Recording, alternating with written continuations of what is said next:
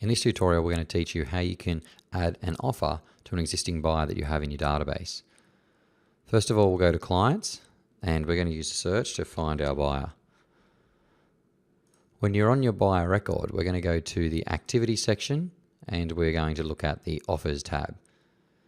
Now, if it's the first offer you've added, you can select the Add Offer option in the middle of the screen. If there is multiple offers against the client already, you'll need to use the Action option and select Add Offer. Now, for this particular property, we're going to select 36 Melua. We're going to put the date that I made the offer is today, and we're going to enter in 1,200,000. We're going to pretend that the offer was not accepted. If it was, we could tick that as yes, and we're going to put some notes against this offer so that the vendor can see this on their vendor report. Now that we have the notes added in, we can select the Add Offer option, and this will then save it against our client.